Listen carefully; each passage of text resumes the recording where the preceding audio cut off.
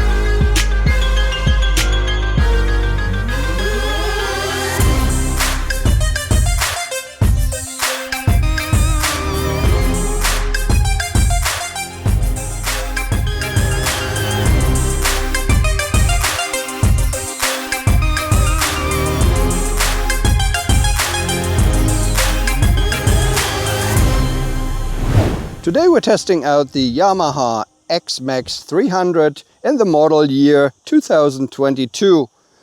Nothing has changed to the previous year 2021, only the colors. I will put the new colors. We have two colors in the regular version and two colors for the XMAX version in the video for you now. We also have different prices. Naturally, the XMAX is a little bit better equipped, and it is 400 euro more expensive. The prices here in Spain are 6,499 euro for the regular version, which you can see here in Sonic Grey. And you can also get the XMAX version for 6,899 euro, also in two different colors available. The engine is a one-cylinder 292 cc engine, 4 valves, 4-stroke, 1-cylinder, and we have a power output of 20.6 kilowatts. That is 28 horsepower at 7,250 RPM, and a maximum torque of 29 Newton meters at 5,750 RPM. The fuel tank capacity is 13 liters, and Yamaha specifies 3 liters per 100 kilometers for the fuel consumption. The curb weight of the scooter is 180 kilos, and the seat height is 795 millimeters. We have tires in the front, 120 15-inch and 140 14-inch in the rear. On the left hand side of the handlebar we have the brake lever for the rear disc brake. We also have the light switch for high beam, low beam and passing light. We have the turn signal switch here, left, right, in the middle, push it to reset it. We also have the horn button here. On the right hand side we have the throttle, which is here. We have the brake lever for the front disc brake, and we have the emergency cutoff switch here. Integrated in here is the starter switch. Actually, we have the hazard light switch here, and we have a trip and info button for the display on this side here. In the middle we have the keyless go console or ignition switch. We have different positions here: on, open, off and lock and so forth. At the moment it is on, and basically means we can drive it away We can also put it to open, so we can open up the seat, the lid or the seat. The lid is the cubby hole here to the left hand side. And yeah, that's about it. I will show you now the display and then we will continue with the storage space. So in the instrument panel on the left hand side we have the speedometer. On the right hand side we have the RPM counter. In the middle we have the LCD display, which tells you all kinds of data and the status of the scooter. On the left hand side of the LCD display we'll see the fuel tank contents. So at the moment it is full. It's like a bar graph. On the right hand side also a bar graph for the coolant temperature. On top we have a value, and down below we have a value. We can switch around with the switch that I just showed you. In the middle we have the clock. It is not set here, unfortunately. In order to switch the data in the top row, we have to press the button here into info. At the moment we have 3.5 liters per 100 kilometers average fuel consumption. We also get the actual fuel consumption kilometers per liter, also liter 100 actual. We have the average speed 29. We have the outside temperature. We have the battery voltage. We have traction control on. We can turn it off when we press the button longer. We also have 27.8 kilometers per liter, and that's about it. In the top row there, the lower row we can change from odometer, which is 1170 kilometers at the moment, to trip time, to oil trip, you know, the kilometers that we have gone already since the last oil change, and the V-belt kilometers since the last change of the V-belt. So I mean that it is new, so 1170. The next change would be in 18,000 kilometers, I think. And that's about it for all there is in the display here. So about the storage space, cubby holes in the front. On the left hand side we have a lockable cubby hole which you can access. You have to put this ignition switch to open, press lid, and then it opens up. This is, as I said, lockable. If you lock the scooter, then this cubby hole can lock. And we have a 12 volt connection in there. You can also put an adapter in there to make it a USB connection. Maybe 4 hands of mine will fit in there. So definitely you can put a phone in there and maybe some gloves. It's not really that big. But on the other side we have an unlockable compartment. It's about the same size, does not have any USB or 12 volt, but it's the same size. And yeah, you can maybe put your gloves or something in there. So if you press the button seat, the seat will open up for you. And the under-seat storage compartment for the XMAXs are pretty big. One of the biggest in the industry, I would say. We can fit 2 full-sized helmets in there. Also some additional stuff in the middle, as you can see. Maybe gloves, maybe even a jacket. We also have a courtesy light on the other side, which we have here.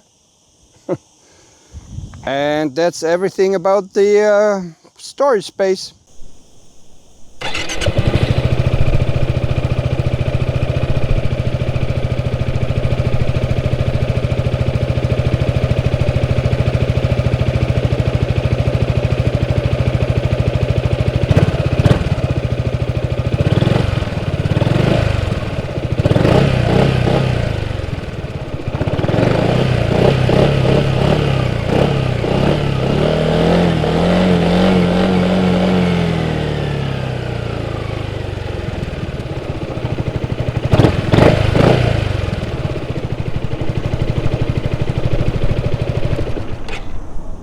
Yeah, so this is the Yamaha XMAX 300 and we'll take it out for a little spin and bring it back to the dealer now. Let's go. So the first thing that you notice when you stand in front of the scooter and want to get on is that the seat is very wide We have a seat height of 795. It's not that high, but of course, you know, your legs have to go first to the side and then down. So it is fairly wide, as big as a horse's ass, I would say, and or as wide as a horse's ass. It is, yeah, I can I can tiptoe with both feet of my feet on it, and I'm 175, so I just wanted to let you know, although the seat height does not sound too bad, but you know, the seat is very wide and you might have a problem already reaching down to the ground. Let's go. Otherwise the seat feels kind of comfortable, yet I probably would prefer the seat from the XMAX version. I had the XMAX version and it was very nice and comfy even on longer rides. So let's get this baby started. TCS is on. We have all our stuff. So let's hit the road, Jack, here. First thing that you notice, yeah, I mentioned that already, the seat is yeah, pretty firm, but still feels comfortable. The mirrors are nice. You can set them just about right. No problems there. The windscreen, I will tell you when we get to higher speeds, is not so good actually, unfortunately. A lot of turbulences on the side, and on the front, you know, the top barely reaches the top of my visor here, so which is not really good. You can actually raise the windscreen, but you need tools for that of one notch, maybe 1 inch or so, but still it was not enough for me on my XMAX 300, which I had, and I set it to this height. Maybe it still was not enough, so maybe even a higher windscreen would be necessary for you. So as I already mentioned, maybe, I don't know, the instrument panel is very easily readable. The analog gauges, very easy readable, very sharp, and you can see everything correctly. Unfortunately, in the middle, the inverted LC display only is very easily readable when the sun comes from behind. When it comes from other sides or whatever, then it is already sometimes a little pain in the butt to actually see all the numbers. As you can see, the sun is in the rear and everything is nice and easy to see, but other lighting conditions and might be a bit more problematic. Another thing that I just noticed today is actually because I was riding a different scooter yesterday, and it was, I don't want to say what it was, but it was kind of a pain in the butt also when you go through the corners. But this one is so much fun. It is so stable in the corners. You know, you don't have any feeling of like tipping over or whatever. I mean, of course it will not, but you know, the feeling like that it's going to move to one side, or it is a very stable scooter in the corners. Also on the highway, I can tell you already, it is actually a joy to ride here in the twisties.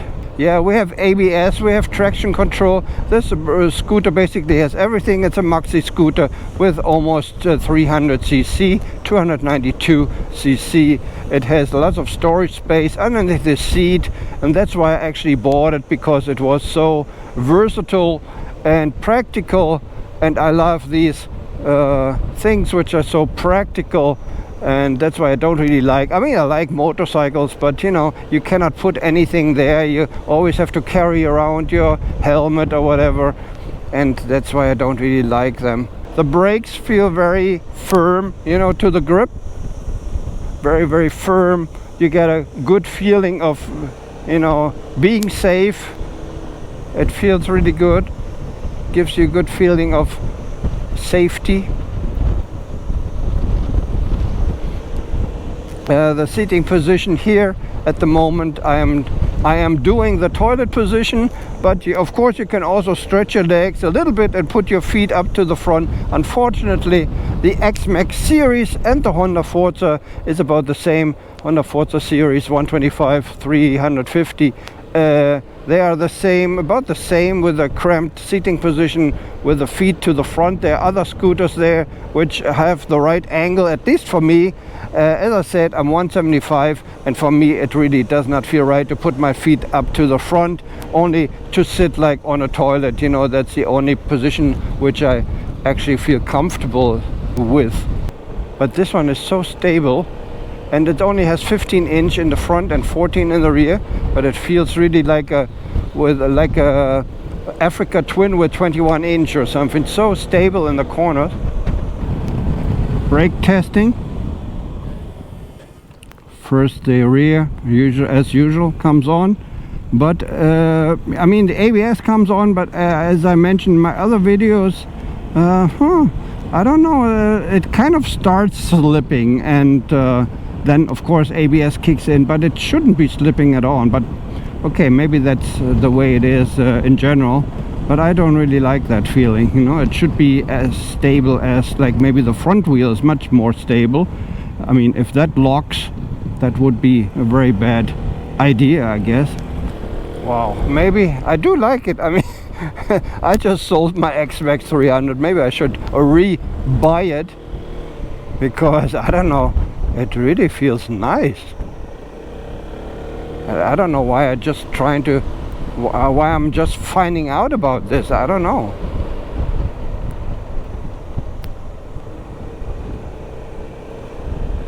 Maybe experiences with other scooters which weren't so nice in the corners. I don't know. And go.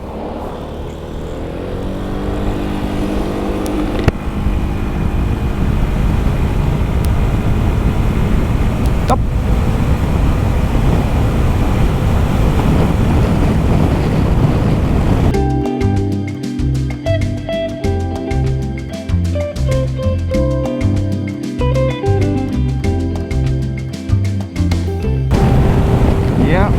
A pretty nice performer, I would say, but yeah, I'm at 120 here now on the freeway, and the wind coming at me is really bad, really bad.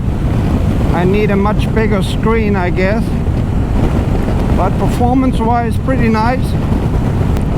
I think I can already conclude. I mean, it's not the first time that we tested the XMAX 300, and nothing new in this year. It's just a good performer. Wind protection could be better, display could be better. Other than that, nice quality, solid build, very big storage space underneath the seat. I like it very much. I would buy it again, especially with the performance in the corners. I liked it very much today. Had a lot of fun. That's about it, my test ride of the Yamaha XMAX 300. Thanks very much for watching. This is Ben Ride Out. Take care. Bye bye.